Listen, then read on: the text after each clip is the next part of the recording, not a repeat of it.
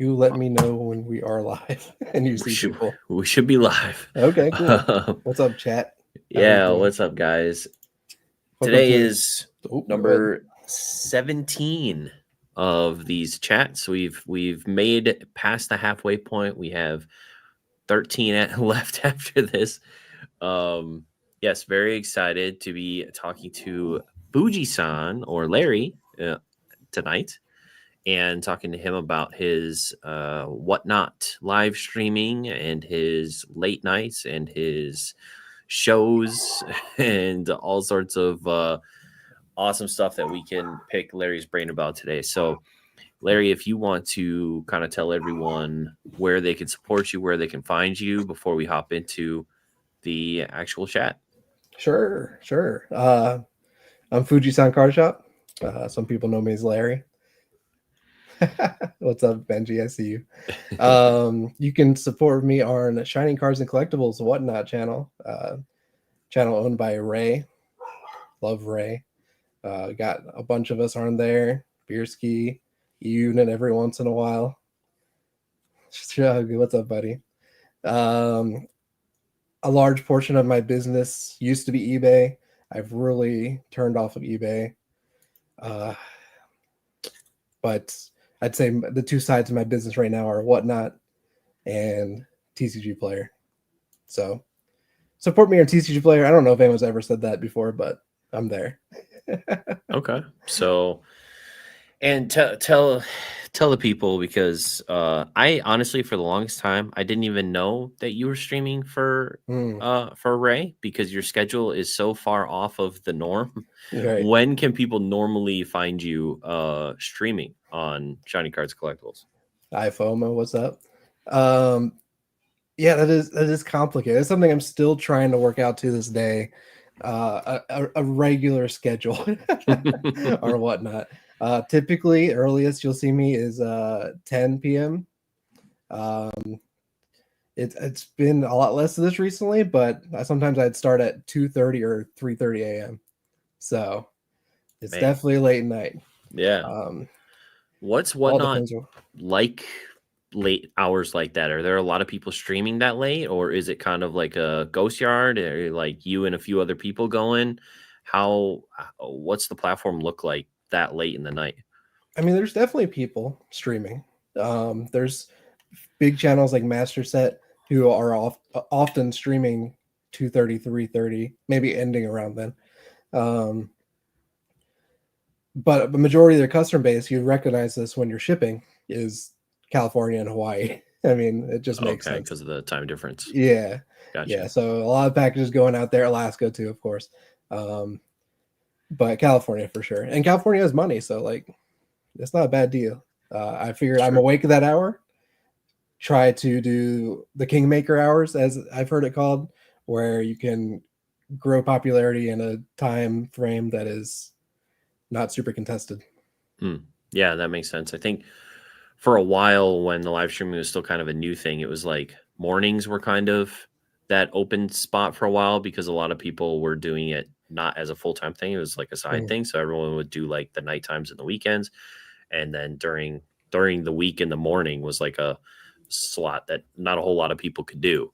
Yeah, Um, and then now I feel like there's so many full-time people that basically the whole day is full mhm. on whatnot. And now, yeah, it's those late night hours that It does got feel a like slot that. in there. When I'm awake, like 4:30, 5:30 a.m., that's when I feel like there's least amount of people, at least that I recognize anyway.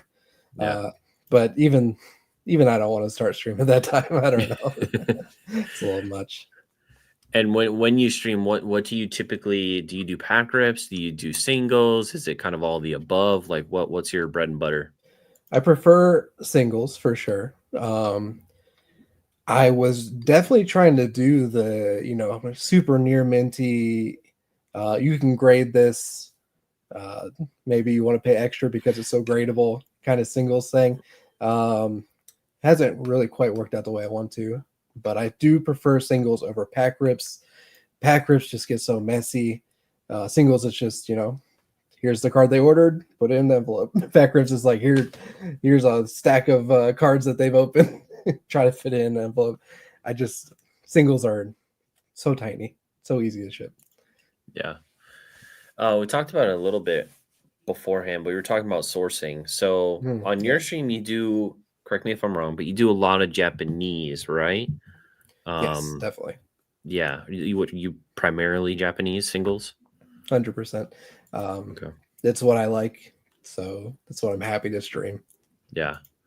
and it's what I feel like I have the most expertise in sourcing. That makes sense, yeah. And then obviously, if you know a lot about it, you can sell it better. If you don't know a lot about what you're selling, then you might have a hard time selling it or getting Yeah, people excited about it. yeah. So what in what ways, I guess, are you sourcing? Are you buying lots off of the websites? Are you buying singles? Are you buying like talk us a little bit around Sure, sure. that? As I mentioned before, I could be spending a lot more time looking for collections to buy, Japanese collections to buy. A lot of times I find myself going onto just a store website, like a Japanese store, like Haruya, C Lab, Mm, uh, Card Rush. Card Rush I kind of stay away from because as far as streaming goes, it's a little too pricey. gotcha. um, and some Torica Camp. Oh yeah. Uh, like that one a lot. And I just look for value. Good card at a good price. Um, I don't mind sourcing A minus anymore, condition wise. I think I think a lot of people are okay with A minus condition, and the price is definitely the value is definitely better. Uh, and then And sometimes I have a theme, so I like to pick for a theme. okay. An A minus, for the people who don't know, A minus is kind of near mint, basically. It's Like, near mint. I guess. I mean, it all depends on the store, of course, but typically there's some issue. And to be honest, a lot of these stores will put a print line in A minus, so it's like it matters to such a little amount of people that A minus is a better value for sure. yeah, and Um, I can imagine for singles, like some of the people that buy might want to grade, but a lot of the mhm. people that buying are probably just buying for their collections or whatever, and they don't really care if it's near mint versus mint. Yes, yes, exactly. And I do. I probably do this too much, but I will look at the card on stream and actually show you what the defects are when I'm selling it, to my own downfall. Yeah. Yeah, the transparency is always nice though. I feel like for the buyer, you want to know, Mhm. if there's any little issue, little bend, little crease or anything. And um it probably slows down your operation. You probably don't get as many singles in as you could, but Yeah, I do think it's good for buyers to know and understand kind of the issues with the card before they purchase, right? that is another thing about singles I like. Pack rips take a long time. You can't really get the same volume as you do with singles. Yeah. I'm thinking about doing a shows coming up where I don't show off the card, but I pre-grade everything and make sure it's near mint. And if it's not, I will show it, of course. But Yeah. I don't need to look at every near mint card on our stream if it is near mint. So save that Right. time during the show. Yeah, that makes sense. Plus, people have small attention spans. They want to see what the next card is. Yeah, true. Do a lot of streamers do like a sort of like an on deck, like here's the card that's being auctioned right now, Hmm. and then behind it, it's like here's the on deck, like what's coming next, sort of thing. I've definitely seen it before. I've noticed that I've made mistakes doing stuff like that before. Mm. I'll be like, "Here's this card," and I'm like, "Oh man, the next card's a banger," and then the card that I'm showing gets like no money because no one cares Oh about yeah, it anymore. yeah, true. Because if you could draw interest to what's coming next, and then your current auction could, yeah. Hmm. Okay. It happened. It's happened to me a couple times now. Yeah, interesting. So I Um, might not do on deck at all, to be honest. Not worth it. so you said something about sometimes you like to sell for themes. Do you do like an entire show as a theme, or is it like blocks of cards that you're auctioning are themes, or how do you go about incorporating themes into your streams? Of course. I may definitely have to shout out Benji. It really was Benji's idea to push the stream this direction, and I really like it. we'll see if it's where I go, further in the future. But cue card streams have been like the best as far as engagement goes, the best as far as sourcing is fun goes, making sourcing fun. And to be honest, I really like cue cards. I'm not gonna lie. Can you what a cue card Of course, is, or what a cue card stream would be? It is literally, let me show some examples real quick. Yeah. This card is not cute. Oh, cute card. I was misunderstanding you. Gotcha. Yeah. So this Gengar VMAX, not cute. Chansey Master Ball, very cute. Pretty cute, yeah. And then just another example, since I have it here, green screen might get it. Sprigatito AR from Gem cute. Pack, very cute. Yeah. You really draw in a different crowd that is excited for every card in your stream, because they generally just like cute cards. They know what's coming up. There's more cute cards. And I find something very interesting is that when I'm shipping, 75 to 80% of my customer base is female, which is crazy for this space. Interesting. And that's, you think, because of the cards that you choose and the themes to the streams that you go with the cute aesthetic and stuff like that? Yeah. I think it's really targeting an audience that maybe is underrepresented, if you will. Yeah. That's cool. Sorry, my camera's not focusing on me very well, but no, you're good. So give us a little backstory on Larry. Pokemon, when did Pokemon enter your life? How did it get to where it is now? Have you gone through different business models before landing on, whatnot?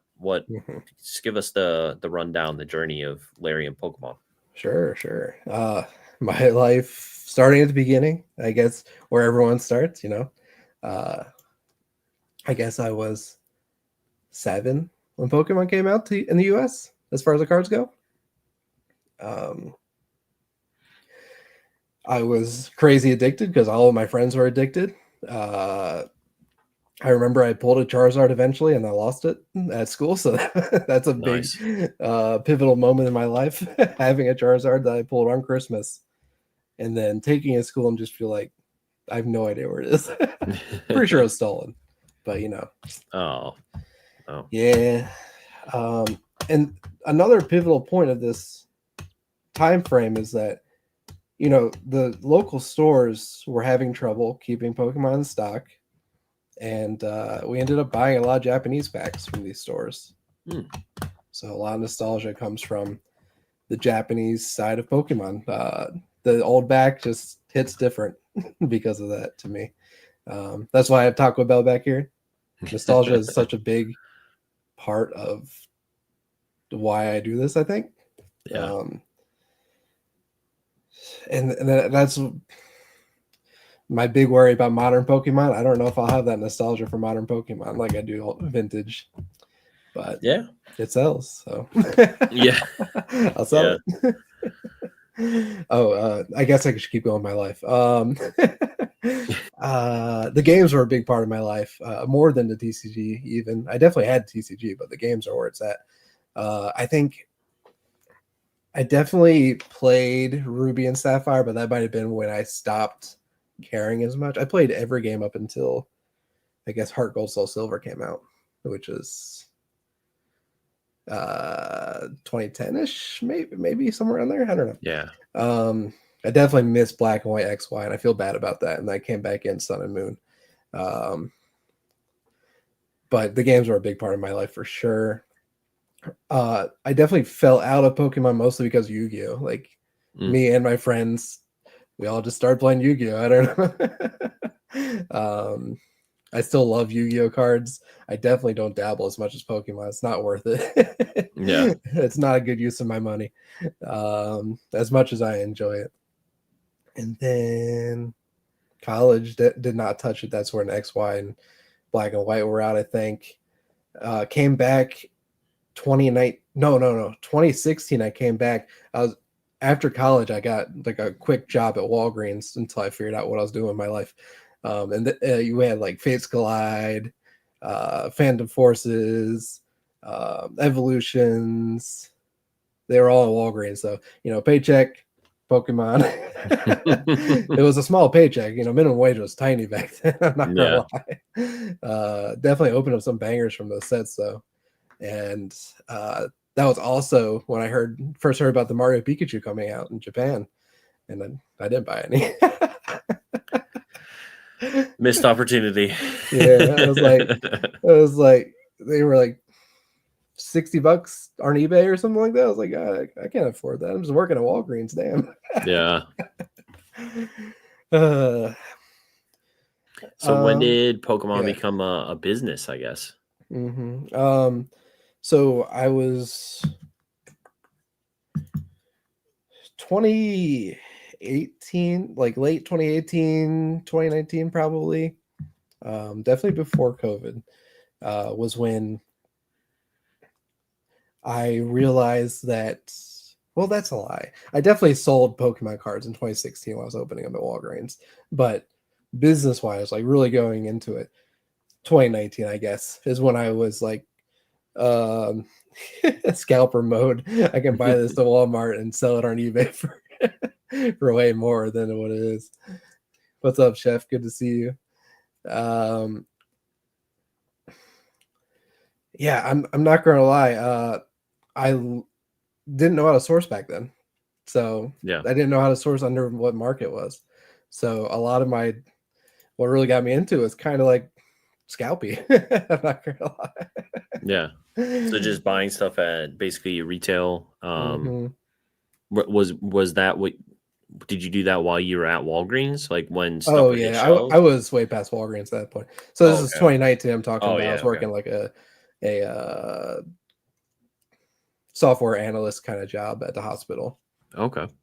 Um, and it was very casual, I guess, but it was definitely more consistent than it was something I like tried to do as opposed to just needing to sell for because I wanted to sell something. It's like I tried to find deals and sell them. So, but it wasn't like a business. It was definitely just the start of my eBay getting ramped up and stuff like that. But this is definitely the most pivotal part. COVID comes and I get laid off from my software analyst job. And I need something to do. And thankfully, I had those nice unemployment checks coming in for the COVID era where you get your full salary for a year, which is insane. Yeah. But I needed to take that time to figure out how to actually do this like correctly. Yeah. So that was a big part of that. Do you want me to keep going, or do you have questions? Yeah. So I guess at that point, did you know very many people in the hobby? Were you pretty much solo going at that point, or when did it go from kind of buying stuff and selling it on eBay to doing live streams or partnering up with Ray and all that stuff? There's a lot of stuff in between. I'm not gonna lie. Yeah, go for it. At that time, I was definitely watching videos, so I knew the big names. I knew TCA Gaming. I knew Gem Mint. Even a lot of people don't know those people these days, which is crazy. Like their names don't. They're very Yeah. niche. Yeah. I watch old school Pokemon when he was making videos. I think I learned a lot from those. That's definitely what taught me how to make it an actual business. And somehow I found Pokenomics, just like everyone else. Somehow you find Pokenomics, and I tried entering Pokenomics Patreon, Discord, and I also at the same time did S and Pratt Patreon because S and Pratt really focuses on the stuff that I like, which is old vintage niche stuff that like such few of us actually care about. Yeah. It was right up my alley. So that was when I really started learning how to source from Japan, and how to buy stuff that's niche that I have moved away from in my business because it's not easy. It's not easy buying niche and selling niche Yeah. without a following at the very least. Yeah, especially stream. It seems to be you need like a really particular audience to be able to buy like mid-era Japanese hollows or something like that and actually make money doing Yeah. that. I think Beerski got caught up in a collection he bought at a Collecticon or something, and moving that collection has been difficult for him on streams and stuff, and it takes a while. A lot of streamers come in with all this nice stuff that they have from their collection, and you don't get the money that's worth because people on your stream when you're first starting, they're looking for, you know, modern and cheap. Yeah. True. Deals, modern, yeah. All that stuff. So when was the first time that you met a lot of these people? Was it Charlotte, or was it earlier than that? Yeah, I'd have to say it was probably Charlotte. Just like everyone else, it seems like. Beerski's first Collecticon. Your first Collecticon, I think. Yeah, the first one where I met a lot of people. Yeah. Okay. Yeah. Met Ray then, which is crazy. That was only less than 2 years ago for sure.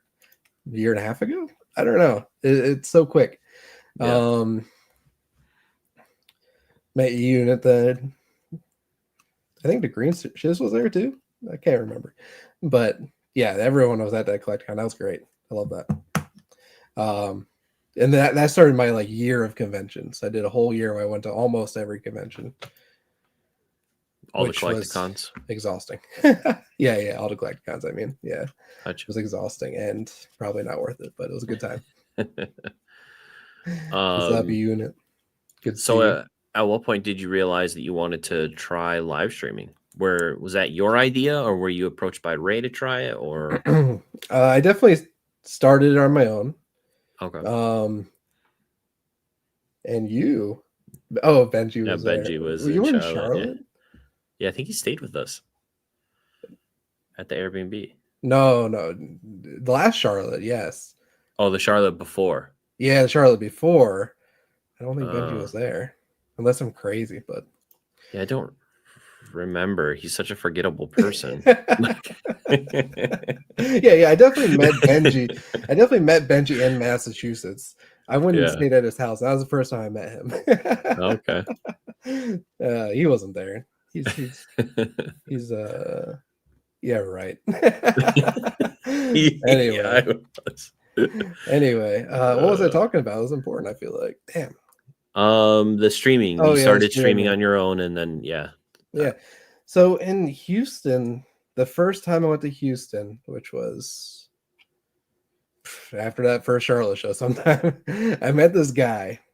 He's like this older guy, could be our dads. And he was streaming or whatnot, selling Japanese singles, you know, right up my alley. He actually bought a lot from me, which is how our transaction went. It was great. I started watching his streams. He's selling ARs for, you know, $5-6. This is back when ARs were, you know, 70 cents, sourced from Japan. And he really got me into it. I mean, that's definitely how it started. He was like, you need to do this. Look at how much money I'm making. I was like, yeah, you're making a lot of money. Yeah. I was like, I'd like to make some money like that for sure. And he definitely shouted me out. I have a lot of viewers in my stream who are from his stream. His name is Emoji. A very cool guy. Very nice to meet in person.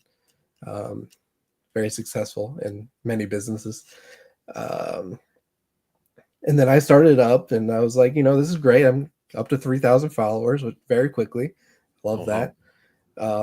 Then kind of convinced Ray to start streaming. We were side by side for only a few months before I decided that it'd be a lot easier to do it together than separately. It just doesn't make sense to do it separately. Okay. So did you keep your channel separate, or do you now stream under the Shining Cards and Collectibles channel? Yeah, I stream under Shining Cards and Collectibles. Okay. Yeah, we're at 27,000 followers now. Yeah, that's huge. Crazy. That is huge. That's awesome. Thank you. So streaming kind of came about naturally, and then you decided to partner with Ray. Mm-hmm. What I guess what would, because I'm thinking about maybe streaming one or 2 days a week. I've heard. Because I have a lot of singles sitting around, and it'd be nice to move some stuff Of course. fairly quickly. But I don't have much of an audience on Whatnot. I have an account, Mhm. but I don't have much of an audience. What what uh what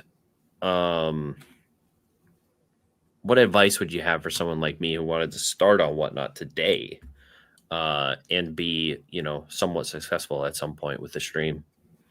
Sure. First, I want to say Benji was at the Charlotte convention. I remember now we stayed together. I feel really bad about that.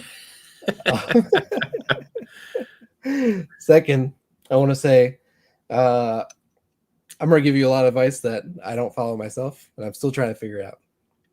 First advice, start cheap.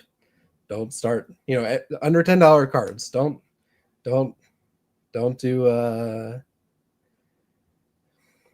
don't overextend yourself into higher value cards. Sure, people might want them, but people aren't willing to pay them at the beginning. Yeah. Just start low until you're comfortable selling those, and gradually move up. Second, be more regular than I am. I'm so bad at sourcing. I feel like I'm waiting for things to show up before I can stream again. Right now, I don't feel like I have enough singles on deck. I'm waiting for Rocket to show up, which is what these ears are for. I'm going to be doing a Meowth cosplay. Nice. Or maybe a Berserker cosplay. There you go. And I'm waiting for a Chinese 151. I feel like I'm just waiting on stuff. It's hard to get such a steady flow of singles. I feel like once I get enough singles to run, I run them, and then I'm like, now what? Yeah. The issue is I started with a huge collection of singles, like you're probably feeling right now, but they dried up easily, and I wasn't sourcing in the meantime like I should have been for more stuff. Okay. The liquidity is crazy. I mean, it goes faster than you can bring them in. Yeah. Yeah, that's what I'm thinking about. Just trying maybe one day a week for a while and see what happens. But I don't know.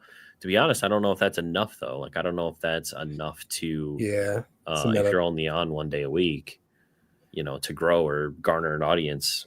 Right. And that is one of the reasons that I thought me and Ray should team up, because I was only doing 1 or 2 days a week. And I know that, Ray's brother, Dan, who does most of the streaming for Ray, I mean, he's going like crazy. Like he's streaming almost every day. Yeah. I'm not a furry. I just like cute cards, and I like kitty ears. All right. There you go. What's up, Luke? How's it going? So what do you would there be anything that you would change about your trajectory if you could go back and start from the beginning again, streaming on Whatnot, or just business in general, starting the Pokemon side? That is tough. Where do I feel like I made the most mistakes? Yeah, I would say focusing too much on niche stuff really messed me up. When you're running a business, it feels like you have to have the turnover, and I just didn't have the turnover for the longest time. I would find good deals on super niche cards, the kind of stuff I like. I don't have much of it anywhere on me right now. Let's just use whatever, like Pop 3 card. There's a Pop 3. I don't want to auction it. I had to find the right buyer. Take it to Collecticon. Nobody wants it, even though it's super rare. Yeah. It just focusing on stuff that everyone's hyped about. I would have started that sooner for sure. Do you think that there's, because I can imagine on a place like Whatnot that has so many sellers that you feel like you have to do something outside the norm or something different to get kind of noticed by people, and not just fall into like the same crowd of everyone else that's slinging singles. But at the same time, if you, like you're saying with some of the niche stuff, like if you bring a lot of the cool niche stuff around, there's not going to be the demand for it. So how do you balance like trying to be unique in a way that's interesting, and still slinging like the same cards that everyone else is, because that's basically what everyone wants. Right. Yeah, I mean, to be honest, like initially I thought just selling Japanese cards would be set me apart enough, but everyone's selling Japanese cards. Like there's more people selling Japanese cards than there are English on there, because they're easier to source, I guess. I think the big things I wanted to do was make the stream look professional. There's so many sellers on there who just, you go in there and you're not really sure you trust anybody in that chat because it's so ghetto. The rig it's so, it just doesn't look good. I'm still working on mine looking more professional, but I got a mic, I got a camera, I got a green screen, which there you go. Right now isn't working too good. You can see that. It's not quite there, but that brings trust. Obviously, seeing your face, I feel like it's really big, especially once you start running higher end stuff. Then after that, I think, again, I have to give all the credit to Benji because it was his idea, but doing specific shows that people have interest in, I think is more interesting than people running random singles. Yeah, that's a cool idea. I like the thematic streams that you're talking about, like the cute Pokemon, or the, I'm sure a lot of people run like ghost Pokemon or scary Pokemon around Halloween, trying to think of those different ideas. I definitely did a darker one once. It was a little harder to source for. It was actually a lot more cute cards than dark cards. But I had the Noibat. Is that what it's called? The Batman. Oh, the Noivern? Noivern? Yeah, that's it. Noibat's the one before it. Yeah, the Noivern card. That's super dark and mysterious. That whole lineup. But I don't know. Cute cards are more fun. I think they attract a more niche audience that, again, isn't quite as common or whatnot. Gotcha. When you see other, do you think, because I kind of think like, do you think Whatnot made a bit of a mistake being kind of open to everybody, and you see a lot of unsavory things in the live streaming community unfortunately happen on Whatnot, because I think it's because it's more open to every seller that wants to go on. It's a pretty open platform at this point. Whereas the competitors like Fanatics and eBay Live are closed. Like you have to be approved, and kind of like how Whatnot started, you had to be approved and go through an onboarding process. How do you guys deal with or how do you deal with being on, I hate to say it this way, but I feel like it's kind of true, being on a platform that has a lot of negativity that surrounds it? How do we deal with it? I mean, personally, I kind of ignore it. It is a problem, but also Whatnot is the biggest platform, so there's bound to be problems. There's like 5 people on Fanatics right now, so that's true. The odds of one of them, I mean, of course they're also vetted, which I think is a big deal. I think that's great. But when you're the biggest problem, there's definitely going to be content for Rattle to film. The only thing that we can do besides switching platforms is just be the good guys. And I think the customers respect that. And once they find a stream that isn't going to scam you, I think they tend to hang around that stream more, because Whatnot's a scary place. So it's a blessing and a curse, I think, personally. People are happy to have people they trust on Whatnot. I guess, it's another way to stand out, is to be the good guy, be the trustworthy crew of people at Shining Cards Collectibles that are gonna be good people and actually get you your stuff, and I mean that's all we can do is build the thing and then ship it. Well, I know that you guys have done a lot of giveaways in the past, but I'm curious how you feel personally about some of the other, like the I think Whatnot has cracked down on a lot of the gambling aspects of things, but I think a lot of it still exists. How do you feel about the extra layers of gambling that people include in their streams, and do you include any, and are any of them successful for you, or yeah, just what's your general thoughts on kind of the duck races and the wheel spins and all that stuff? It's complicated. As with anything, there's no strictly right or wrong answer. Mhm. Up until this point, I have especially been pretty straightforward. Selling a single that you see on screen, like, doesn't get much more straightforward than that. No. That's another reason I don't like packs.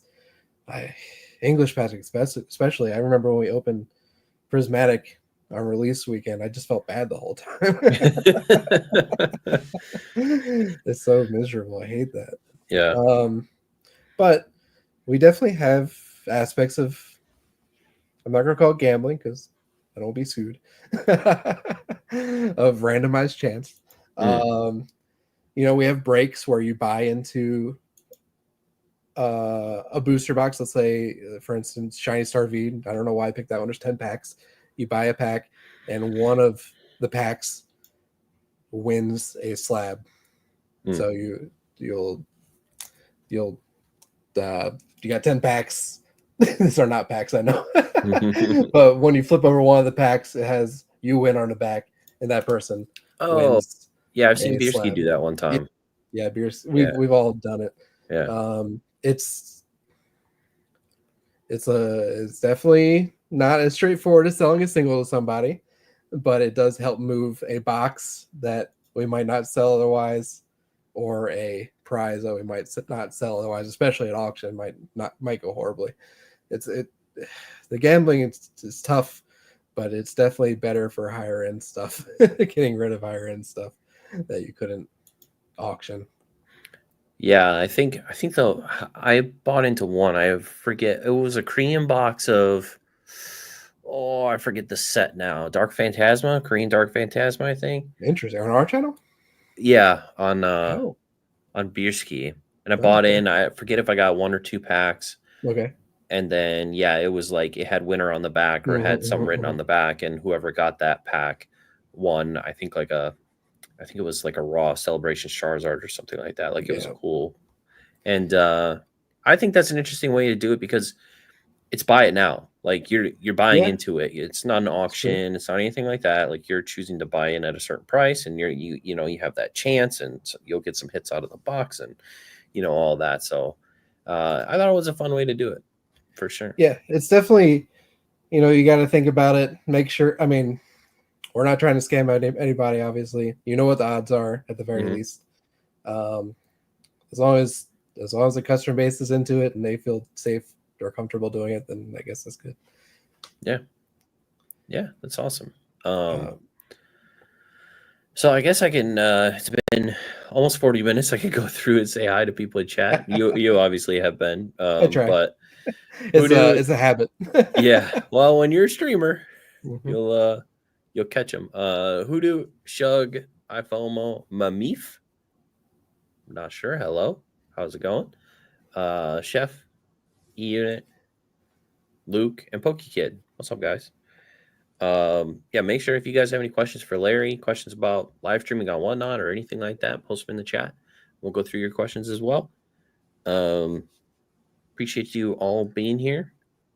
Thank you, man. Appreciate that. And Card Vibe. Yeah, what's up? So you are full-time Pokemon. Yes. Now, after being laid off, was that you didn't have a job between being laid off and Pokemon? You just went straight into Pokemon? And no, I definitely tried a bunch of stuff. I originally, oh man, it gets a little messy in here. Pokemon was always my primary goal. I've always wanted to be just full-time Pokemon. There was a lot of stuff in between that I had to do to make it work. A lot of it was retail arbitrage, as you will. Especially when PS5s were huge margin. I got into botting a good bit. I was very into that niche Pokemon stuff that was so slow. I needed quick money. I needed that turnaround somewhere. So I got into the PS5 botting. Not my proudest moment, but it definitely worked. It was it taught me a lot about selling. Yeah. I did my first local deals. Tell us about Subi Steve. Well, that was my name in the scene. Subi Steve drove around a WRX. I also got into shoes. I mean, shoes were after PS5s kind of dropped off. Nike Dunks were huge.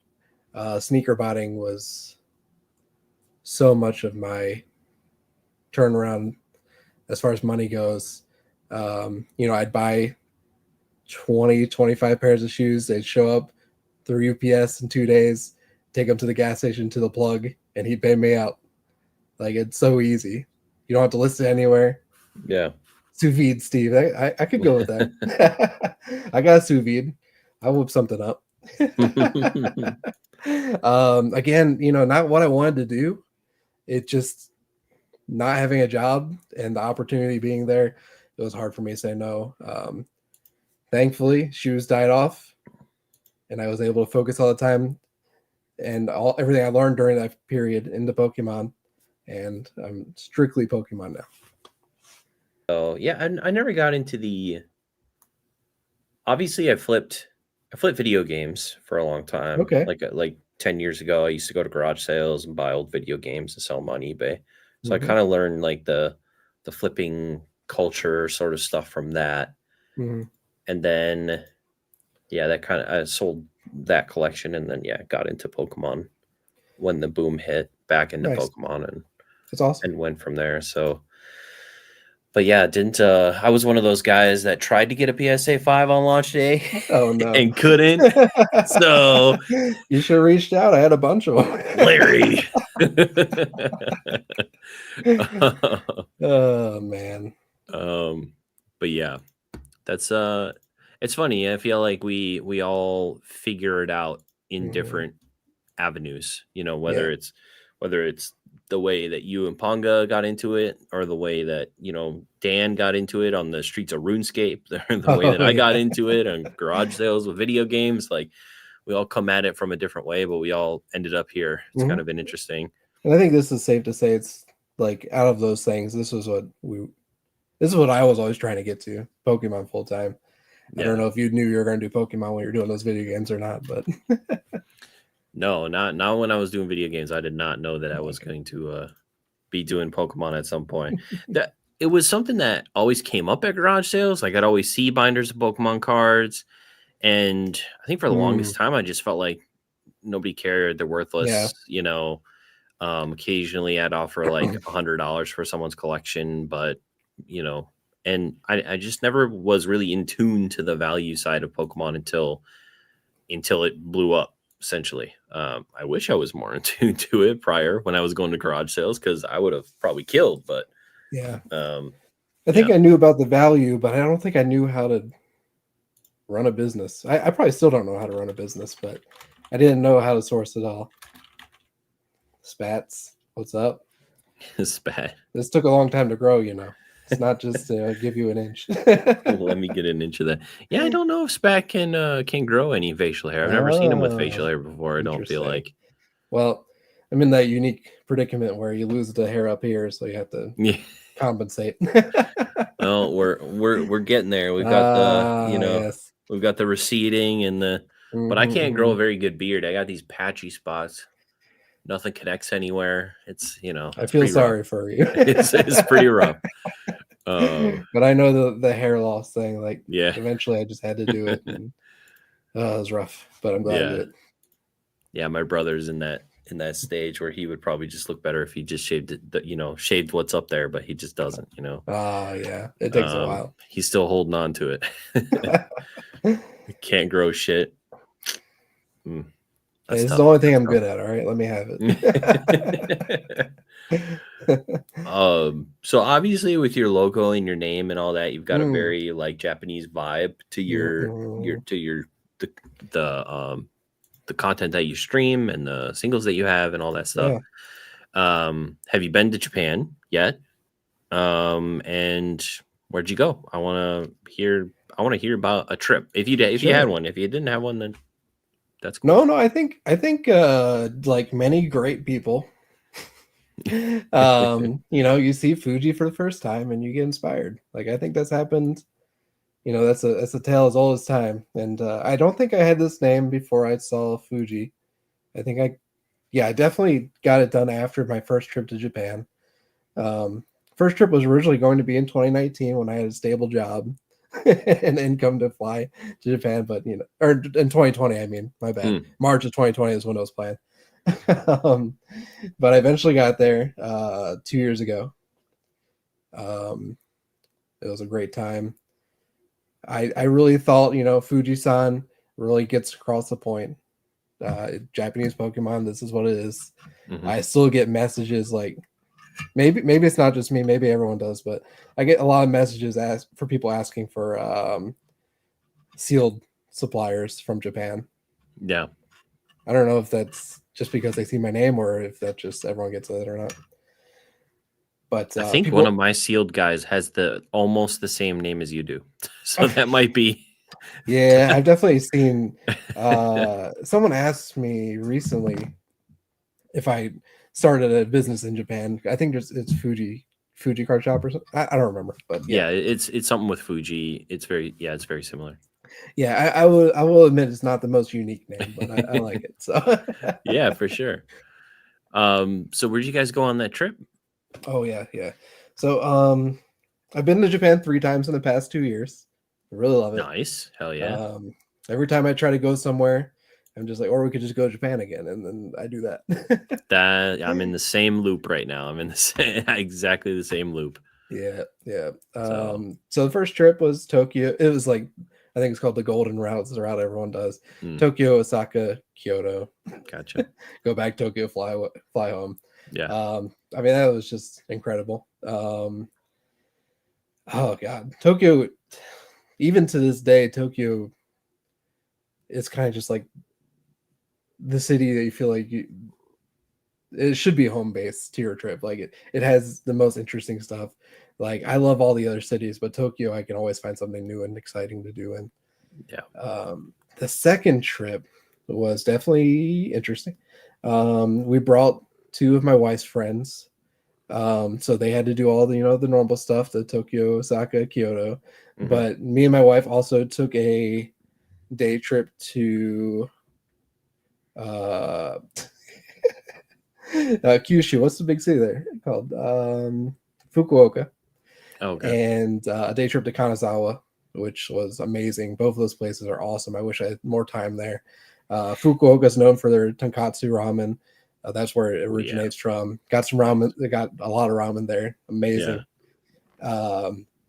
And then third trip, which I actually think may have been the most interesting location wise, we went to Sapporo during the winter. Nice. And card shopping in Sapporo and card shopping in the other side of Japan, Fukuoka, are very interesting. Still plenty of shops, but the prices are so much cheaper than Tokyo. Yeah, I can imagine. Yeah. It's such a good time. I love both of those places. The winter festivals in Hokkaido are amazing. To compare it to Fukuoka, we also ate a lot of ramen in Hokkaido, but this one was butter corn miso ramen, which is Oh miso yeah. ramen with butter, with a slab of butter, corn, asparagus. Oh god, Let's go. so good. So Yeah. yeah, at this point, I've explored a lot of Japan, and I still want to go back again. Yeah, that's I just booked tickets a few weeks ago. I'm going Nice. in October again. Oh yes, right after card party, you said. Yeah. And very excited because I haven't been to Osaka. This is my fourth time going. Haven't been to Osaka. So Oh really? That's I really surprising. yeah, usually it's just Tokyo, Mm-mm. Kyoto. And then I think the last time I was there I realized like, Osaka's like 20 minutes from Kyoto. Oh yeah, yeah, yeah. Like, it's super close. So I am gonna go to Osaka, and then I'm gonna go down to Hiroshima, which Oh, I'm still pretty need to excited do to, that. yeah, to check that out. That's one place I've been meaning to go to, just haven't made time for it. Yeah, When you're in Osaka, uh, the two things I can recommend are, take a day trip to Kobe if you can. It's also just 20 minutes away or whatever. It's very close. Delicious meat, obviously. yeah. Kobe. Yeah. Card shopping. There's a big mall, and it has so many card shops in it, and the prices were really good there. It's right by the main station. I don't remember what it's called. Sorry. In Uh, Kobe. yeah, in Kobe. And what else? Oh, Chinatown's pretty cool. Chinatown, pretty cool place if you want to go there. And then Osaka. I actually probably Osaka might be one of the lower tier cities that I've been to. Yeah, I think I'm gonna be staying in Kyoto, and then I'm doing like a day trip to Osaka Okay, because okay.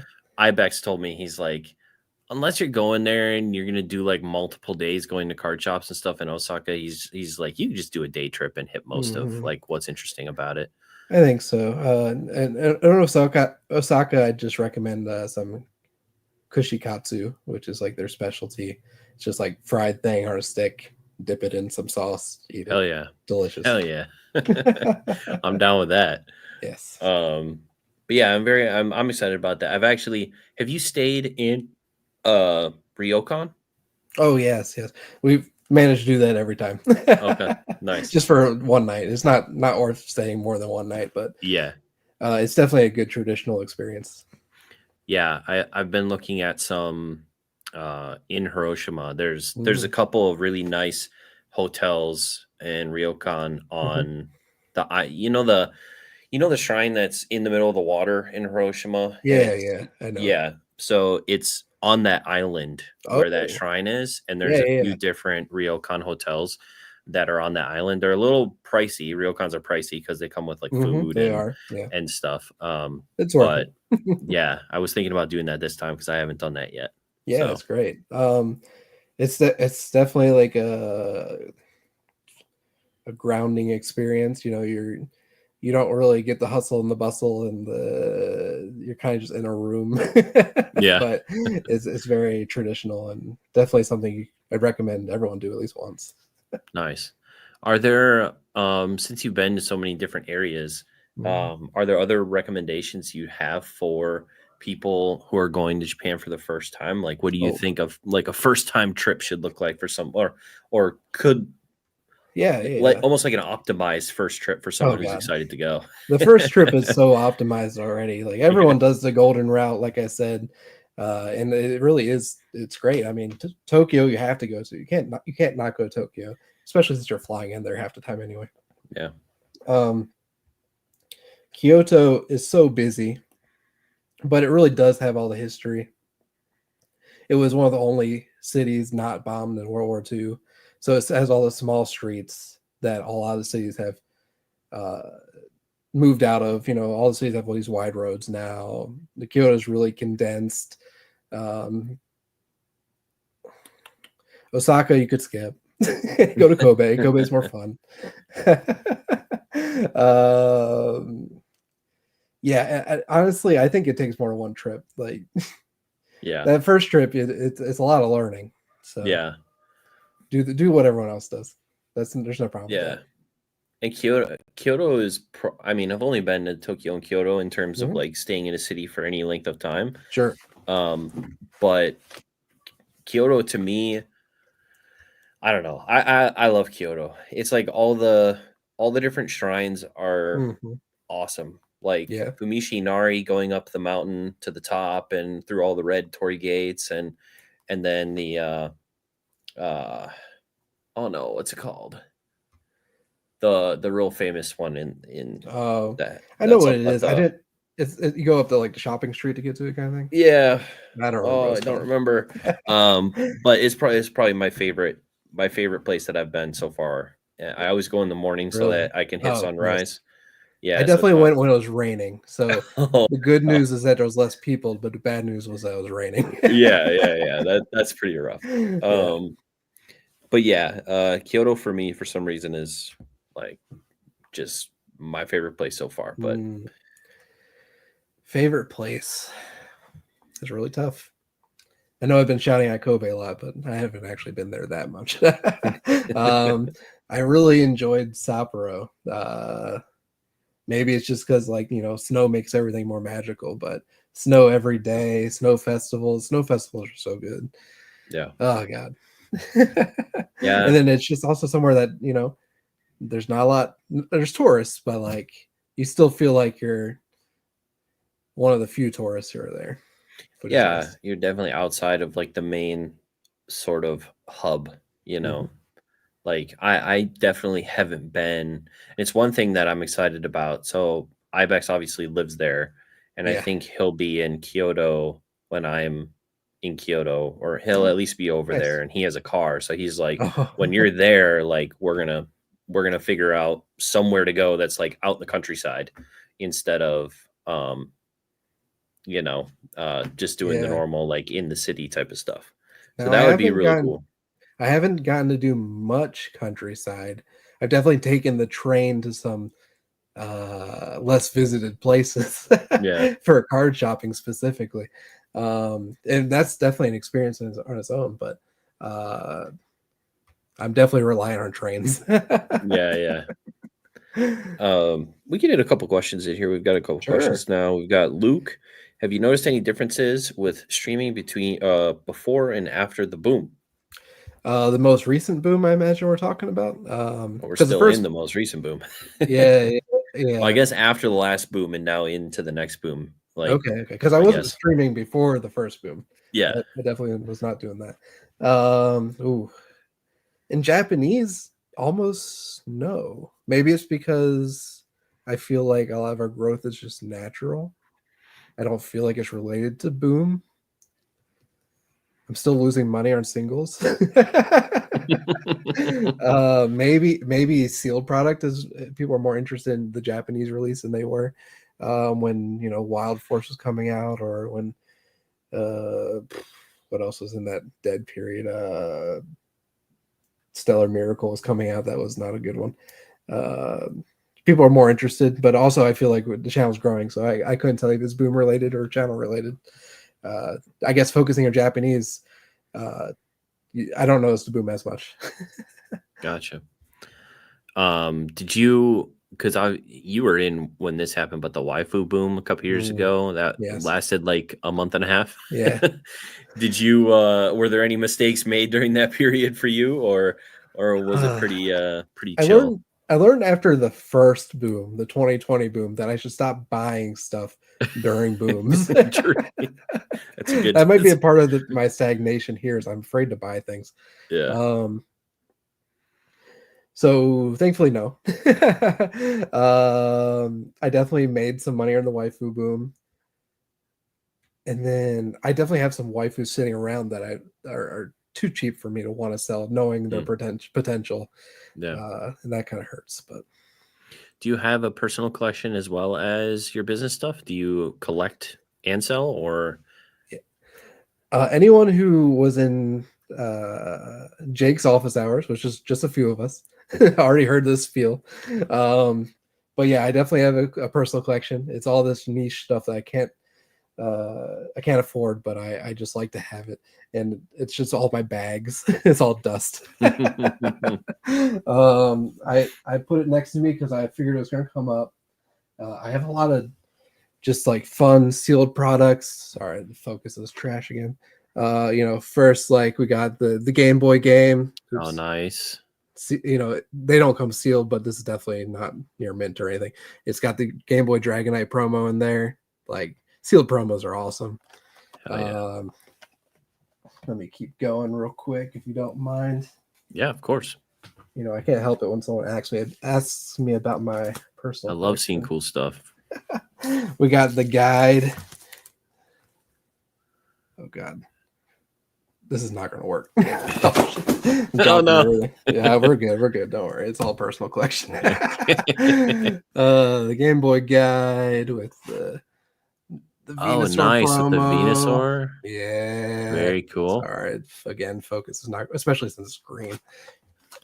Then I'm still working on a Game Boy 2 game. That one's expensive. It has the Lugia promo and the Mewtwo promo in it, you know? The Lugia and the Mewtwo. Oh, yeah. Okay, yeah. The They're Game both Boy, very the Game Boy expensive. Lugia, yeah, and Yeah. the Rockets Mewtwo. Is that the Rockets Mewtwo? Is the Game Boy one? The one where he's standing by like the circuit breaker and he's looking all ominous, kind of like in a basement setting. I don't know. I feel like I try not to think about it. It's too expensive. Yeah, true. True. It is up there now. But that's definitely a grail. This is a Game Boy 2 guide. It's got that really ugly Firo card in it. Okay, gotcha. All right, let me get these things I dropped real quick. Yeah. Ugh. Okay. Those are cool. I haven't seen the guides like that before. Yeah, the guides are cool for sure. This is Trainer Magazine Volume 10, which doesn't look like much on the outside by any means. This has got Dark Venusaur and Dark Ivysaur in it. Okay, cool. Got a nice 361 yen. Yeah. All right. This is where it gets complicated. Do you know about Not Awake? I have heard of it before. I don't know the story behind it, but there's a Not Awake Pikachu, right? It's yeah. I'll start with that one. Is that the other version of Birthday Pikachu? Yeah, the Not Awake one. Yeah. Not Awake Pikachu is the Birthday Pikachu. I like There's that the other version. This is the manga it comes from. It's all done by Himeno, the whole thing. Oh wow! And it's got a whole story. It's Not Awake is how I became a Pokemon card, or Not Awake, I guess is the real pronunciation. But how I became a Pokemon card. It goes. There's a whole story, and then eventually there's a scene where you see the whatever, and it's like so bad at explaining this. And then it's got the actual card from the manga in here. I opened this one. I bought this book for $900. Yeah. Does it have the card in it? It did. What'd you do with the card? I graded it. I got a 9, which is okay. A little rough, but I sold the card for $900, so got my money back. I still got to keep this stupid book. So I think Himeno. I'm fairly sure Himeno is the artist of my favorite Pokemon card. Which one was that? The Dark Charmeleon. Oh, interesting. It might be. I think or is it Nishida? No, I believe it's Himeno. Yep. I could not tell you. Dark Charmeleon from Rocket. I mean, great card. Yep, I think the next card that I would add permanently to my personal collection would be the W stamp Dark Charmeleon in like near mint condition, or maybe a PSA 8 or 9 or something like that. Okay, that would be, since it's my favorite card, and that's probably the rarest version of it, is the W stamp version. Oh yeah, gotta be. I don't know what else would be rare. Yeah. Sorry, I'm just showing you since I picked them up. Yeah. We got sealed copy of the Jinx. Oh, nice. Yeah, this is definitely the cheapest. I mean, ignore the price tag, but I've opened a lot of these trying to grade them. It's been a huge mistake. This one's probably my favorite. This is. Oh, look at Jolteon. That's sick. Yeah, Jolteon's sick too. All right, I'm gonna go through this whole thing. I apologize. It starts off with this Hoppip jumping on Gengar's head, and he's pissed about it. He hates this shit. Yeah. And he goes around trying to be scary, but there's a Hoppip on his head. Okay. And eventually they become friends. I haven't read it. I'm just inferring what happens. Yeah. Just a second. Skipping a lot too. I apologize. Then more Hoppips show up, and the Hoppip leaves him. And Gengar is really sad. Aw. because the Hoppip are having fun, but he doesn't have a Hoppip anymore. And then they all come back and they jump on his head, There you go. and that creates the card that comes with this, which is the Gengar of Hoppip's Yeah. head. And That's that's my favorite awesome. not awake card. Yeah, that's a sick card. I like that. And I'm not gonna lie, I spent $800 on more of these just today. Yeah, that is super cool. I didn't even know those. I mean, I'd always heard of Not Awake, but Yeah. I never understood like where those cards actually came from. So that's really cool to see all those books, all the Very hard to mangas find. that are. Yeah, those are sick. Mm-hmm.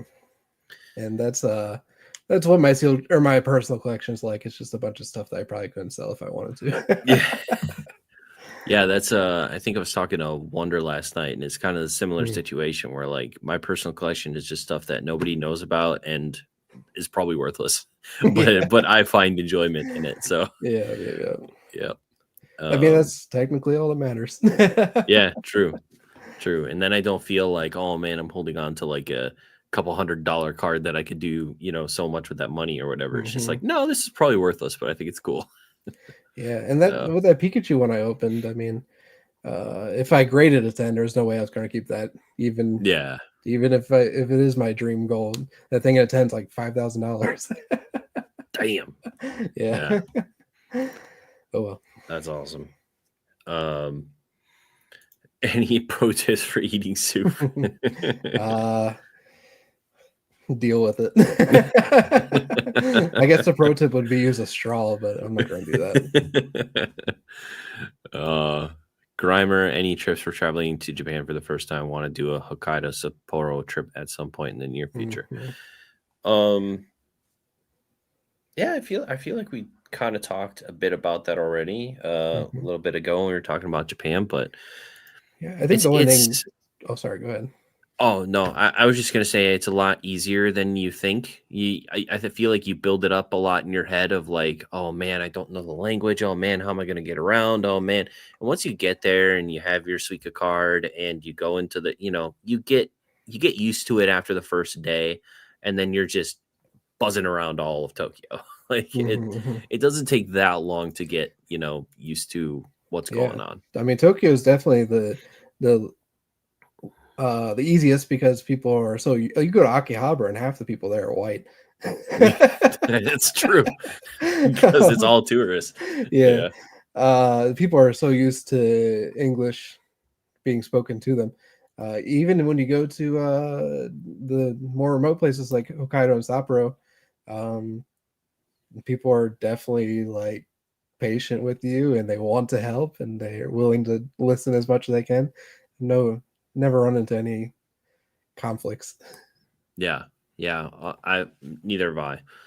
The only time I've ever been in a conflict, I guess, was walking through Shinjuku at like sometime at night, and I had a guy. You know how they try and like solicit you into their bar or into the So this guy walked straight up to me, put both his hands like on me, like he was going to move me somewhere, and I just like walked past him and kept going. Like I'd never had that experience of someone. Yeah, I've definitely gotten touted in Shinjuku, but Shinjuku is still my favorite district of Tokyo somehow. It's so awesome to go at night because it's exactly what you picture Tokyo to be. Yeah, with all of the neon lights and all of the stores and the hustle and bustle and it's exactly the freaking Godzilla that goes off every like 5 minutes on top of the theater. And the first time we were in Tokyo, I stayed in that hotel. Oh yeah, the one with the Godzilla. The Godzilla, right in the middle of Shinjuku. It's great. Golden Gai, touristy as it is, very nice place to go to get drinks if you're afraid of a language barrier. Everyone there pretty much speaks English. It's still an awesome place to go. I would say though that if you're gonna stay in Shinjuku, maybe don't stay near Golden Gai because we stayed just a couple blocks away from Golden Gai and it was literally ambulance sirens like every 10 minutes. That's funny. I've never done that. Yeah, it was difficult to sleep. but it was That's funny. very fun. Yeah, Golden Guy is so cool because it's just these tiny little streets. It's like 4 or 5 blocks of like these alleyway style streets, but every like 3 feet is a new bar on both sides. And yeah. It's taken me 3 trips, but I found a bar that I really like.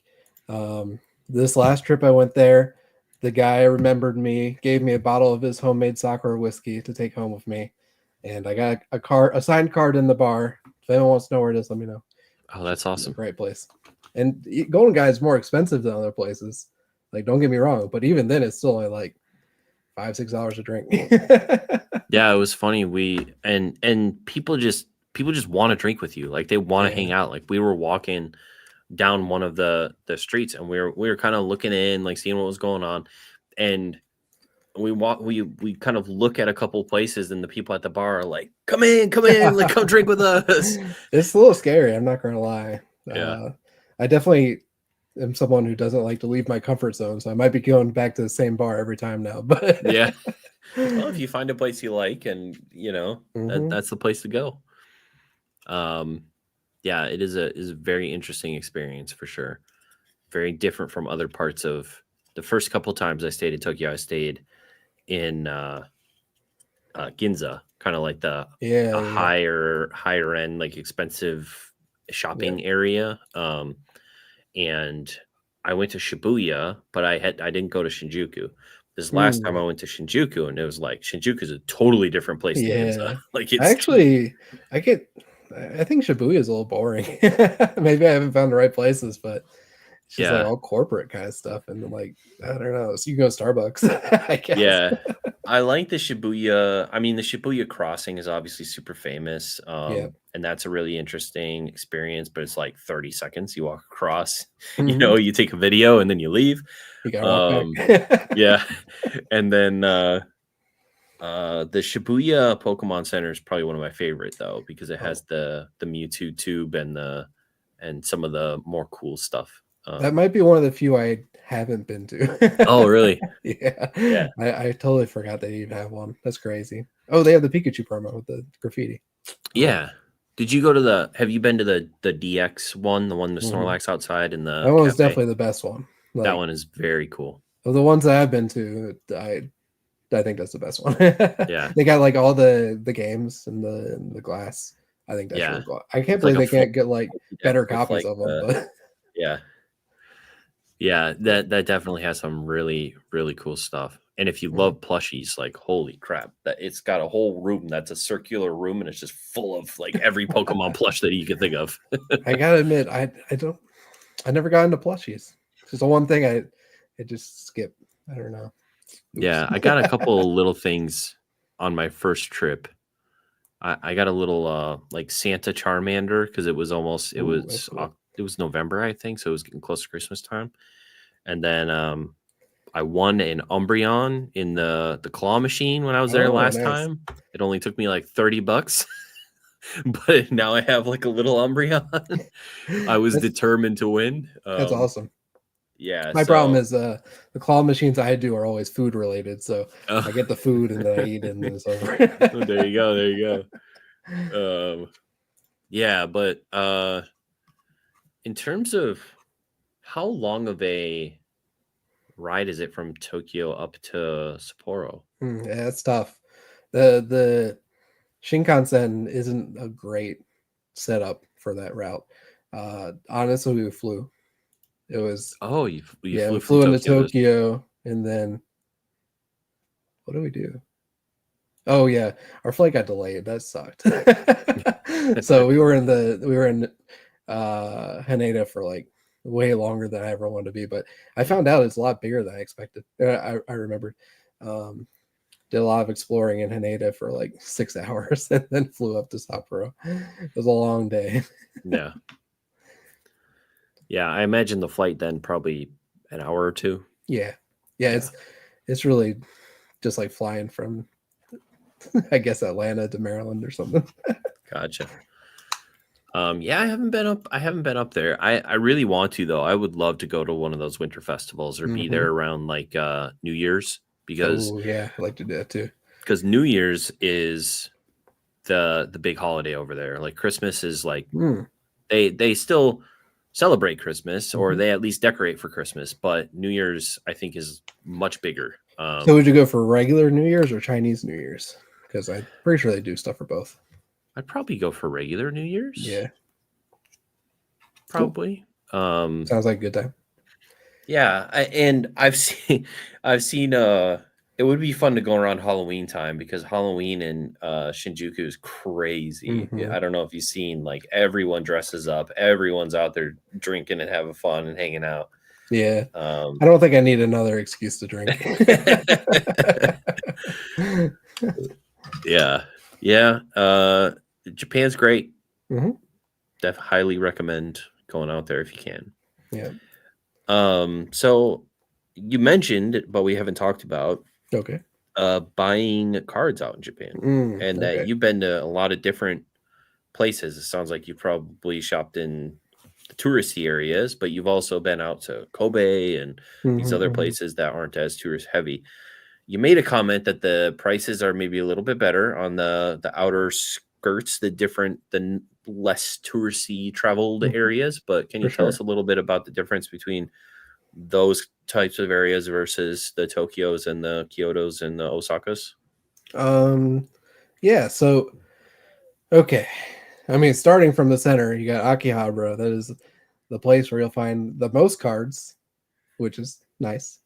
Probably the rarest cards, if I had to guess. The fanciest cards, the razzle dazzle cards, at the most expensive price you'll find in Japan. Yeah. There's still some shops that I like to go to. There's a Haruruya too there that I really enjoy. I got something crazy about Haruruya, dude. They had these like uh Aripa decks, like original like mystery decks, had Oh two yeah. cards on the outside. Um, this is what was on them. There was like a Dark Blastoise, and on the other side there was a base set Blastoise. What? Yeah, and this thing was $35 for the deck. Oh man. Um, sorry, I was talking shit about Akihabara, but I love this. Inside, it was all heavily played cards, of course, but like Yeah. it was like this kind of stuff inside. Damn. Just like a bunch of Watsy hollows. Well, Watsy Hollow. I picked out some stuff and sold stuff on stream, but like Yeah. just there's good stuff inside. Like I should have bought Damn. all of them, but it took me one trip to go and buy one. I was like, I'll try it out, and then opened it up in the hotel room, went back, bought another one to make sure they were all like that. Came back, they're all sold. Yeah. That's my bad. Anyway, yeah, Akihabara, a lot of stuff. You can find some stuff there, I'm sure. Then I just take the Chuo line, which is like the central. Chuo means central. It's like the line that goes from Tokyo Station out towards Mount Fuji. And I go as far as it goes. And I start there. My last trip, I started in Hachioji. No tourists there. Big city. Like even the cities outside the city are big. They're bigger than where I live. Had two card shops stacked. Both of them were stacked. Prices were pretty good. But they're still in Tokyo, so it's still not the cheapest. So if you're in Tokyo, go outside Tokyo if you have the time. Don't make it your number one priority. I just do it because the adventure is fun. Like it's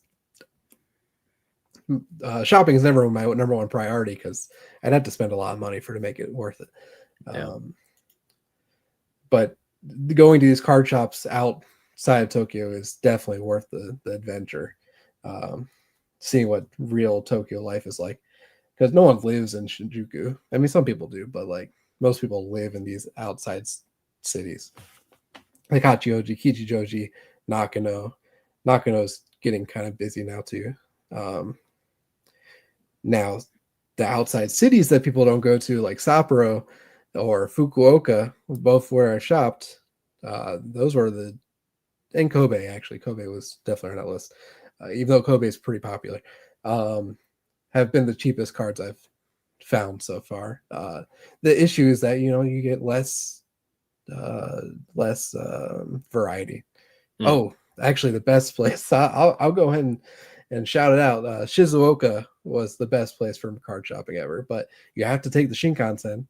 So unless you have a JR pass, you're going to be spending like $100 to get there. Yeah. That's interesting. So when you say cheapest, do you mean like most reasonable in terms of price, or do you mean not overpriced, or do you mean like actually cheaper than market? Hmm.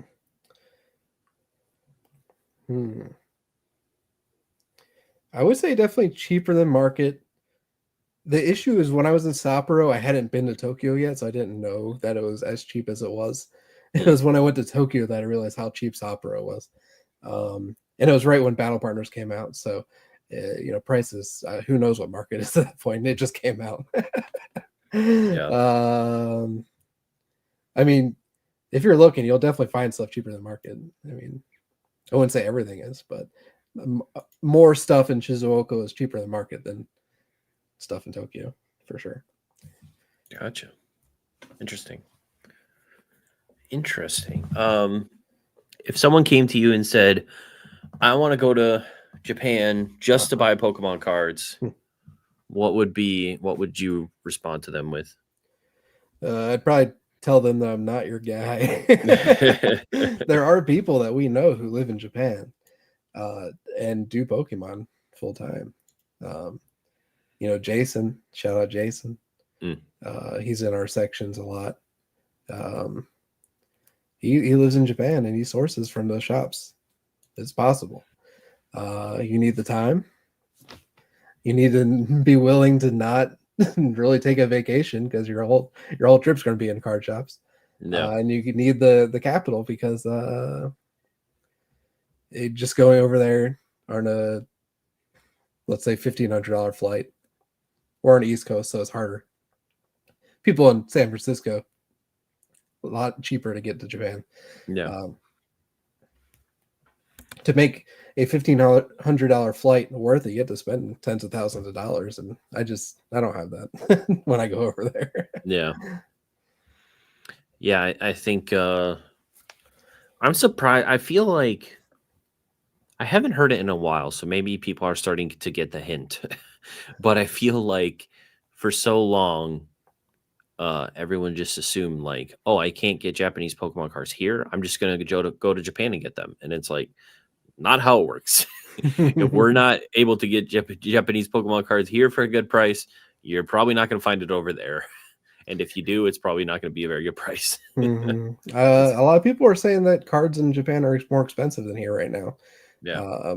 I haven't been since April now. When did I go? February.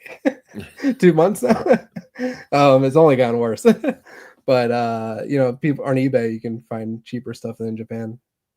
But you can go to Japan and find cheap stuff. I'm not going to say you can't. You got to put a lot of effort into doing it. Yeah. And also depends on what you're looking for. A lot of the minty rare cards are going to be overpriced. I'm looking for show singles. They don't have to be expensive. I just need a lot of cheap cards, and that's kind of easy. I don't even have to look at them. I just buy cards that are good prices. Yeah. Do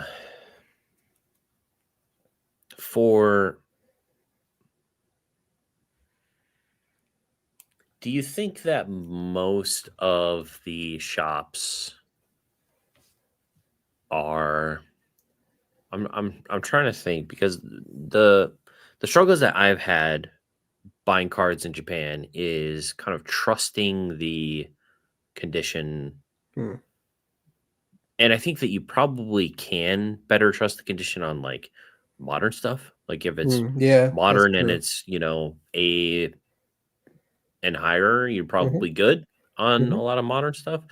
But when it comes to some of the other stuff, I don't know. It's more of a gamble, I feel like, on some of the older stuff. And the older stuff for sure. I'm definitely buying more modern stuff, so it doesn't really affect me. Like I said, I'm not even looking at the card when I buy it half the time. I'm just trusting because I'm buying bulk cards, it'd take me forever to look at every card. Like Yeah. I'm looking at the price and be like, even if this card's slightly damaged, it'd still be worth it. Like that's the only stuff I'm buying. Do you comp based on just prices you know and have seen kind Yeah, of in your head, or are you comping things in the store, or how no, are you figuring out if it's a price that you want to it's pay? all price memory and knowing what I can do on stream. Yeah. For instance, I might be almost out of those now. Shit. Oh well. I had a stack of Radiant Zards Mm, that I found yeah. for 80 cents each, and like, yeah. And as Nice. soon as I saw them, I was like, I don't even know what they're supposed to be, but 80 cents, like, I can't lose on that. Yeah. And then I bought all of them. I didn't even care what the condition was on them; they were fine. But uh, a lot of stuff is like you either know it's going to do well or you don't. Yeah. And then if you find something cool that's like, like I found a gold Mewtwo Mew from Tag Team All Stars that I bought because the condition looked great. I definitely comped it, see what I could get if I graded it, and took the time. But a lot of stream singles are too cheap to take the time to comp everything Yeah. That or makes condition sense. Yeah. check everything. Well, and when you're actively selling into the market and stuff is selling constantly, and you Mhm. get like that kind of price history and knowledge in your head, you don't really need to comp all that much. Yeah, and it could be a good deal some cards, but it's just like you say with your list of top tier Pokemon that you buy. Um, you just have a good memory of what Pokemon people like and what cards people are willing to pay for. And I feel like I definitely have found this vending is a lot of people vending are just their TCG player market. That's what they're going by. Mm. Like TCG player market, some people round up, some people round down. But for Yep. the most part, if I'm getting, if I can take a $30 card and get it for 25 and $30 TCG player market, I'm doing good. And I can do that, 4 more times at different tables in a collecticon. Hmm. And now the next collecticon, I kind of trust that the market hasn't shifted all too much on some of these Hmm. cards, but I should probably double check those things. But yeah, you definitely, when you're actually just actively buying stuff, you kind of just know, you kind Yeah. of just get a feeling for it. Hmm.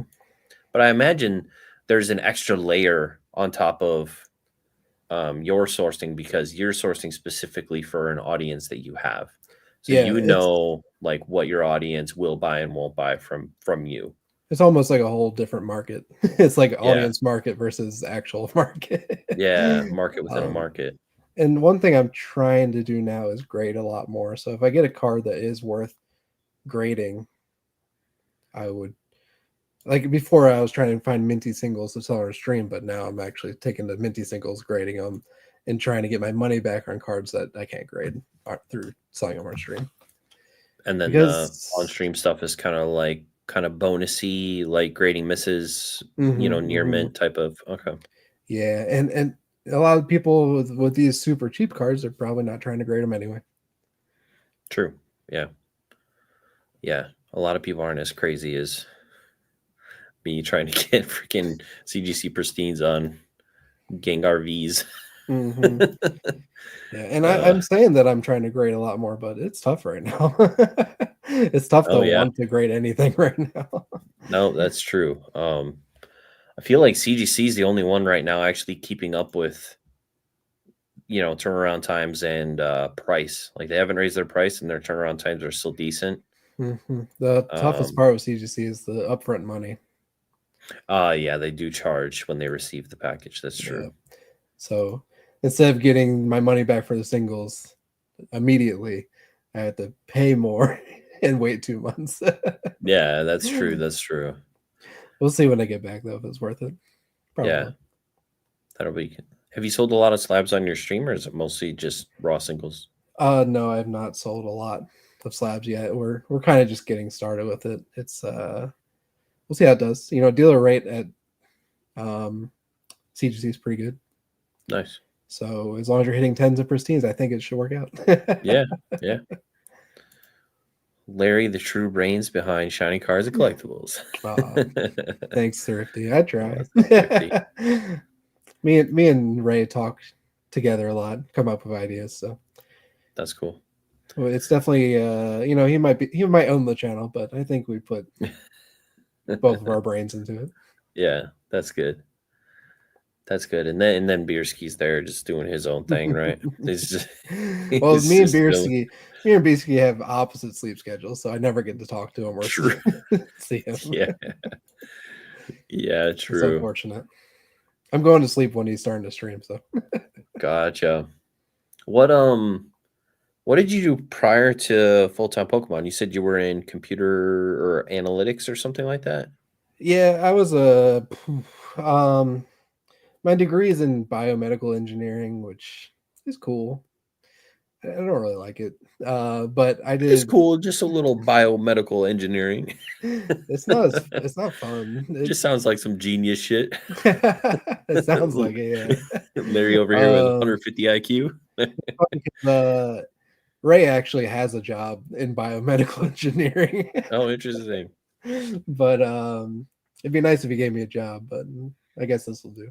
Yeah, come on, Ray. Hook a brother up. My job was software analyst for Epic, which is a medical record system that the hospital uses. So I feel like I've seen that logo on computers and stuff quite a lot. probably. Yeah. I mean, Epic also makes Fortnite. It's a different Epic. Well, true. Yeah. But I applied for jobs at Epic up in Madison, Wisconsin. But I ended up getting a job at the hospital doing the same thing, and I don't have to travel as much. So Yeah. it was fine. It was a good time while it lasted. COVID and stuff. Yeah, I was the newest hire at the time, so it was kind of inevitable. Yeah. Unfortunate. Yeah. Yeah. And my wife still works there, so I just hold a grudge. I can imagine.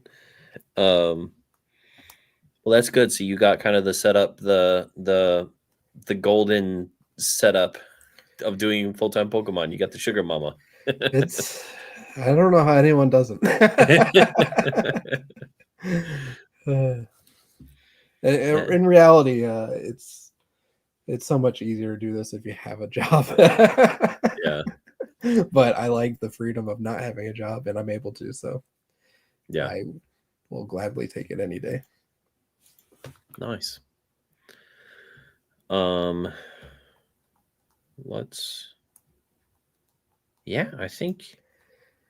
think that might wrap us up for tonight.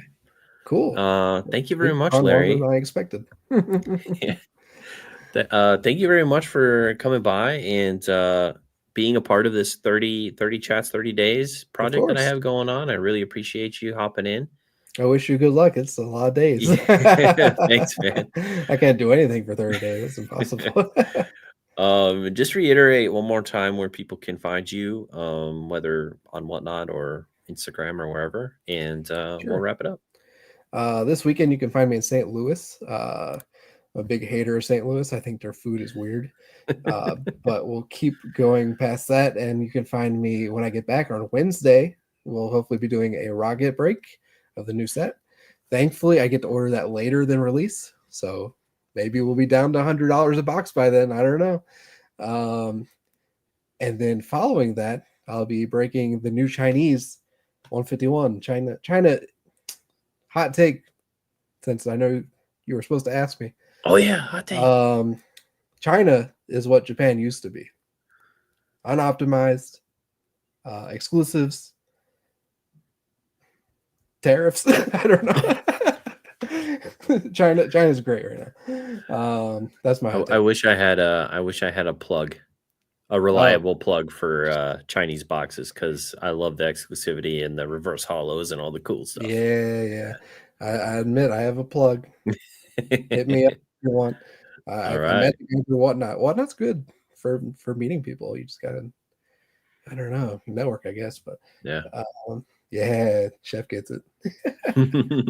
But I'll be breaking 151 Chinese on hopefully Friday.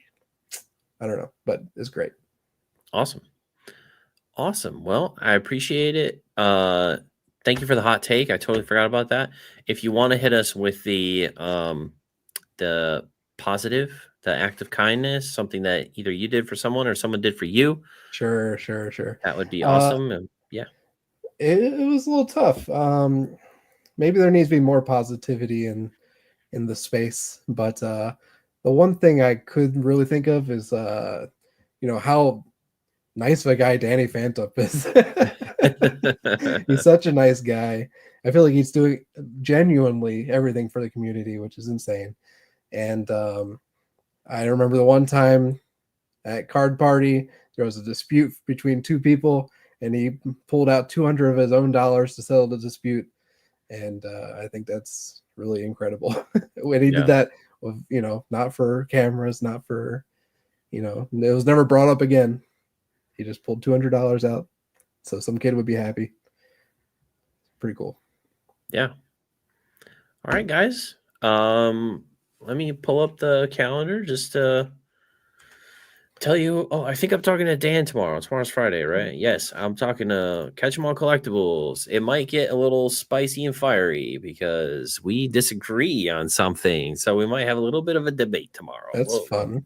We'll see how it goes. But yeah, we should be talking to Dan tomorrow. Thank you very much again, Larry. Appreciate it. I Mhm. will be DMing you after the fact for a little request. Oh, But okay. other than that, thank you very much, and we'll see you guys tomorrow. Bye bye. Bye. Thank you. Later.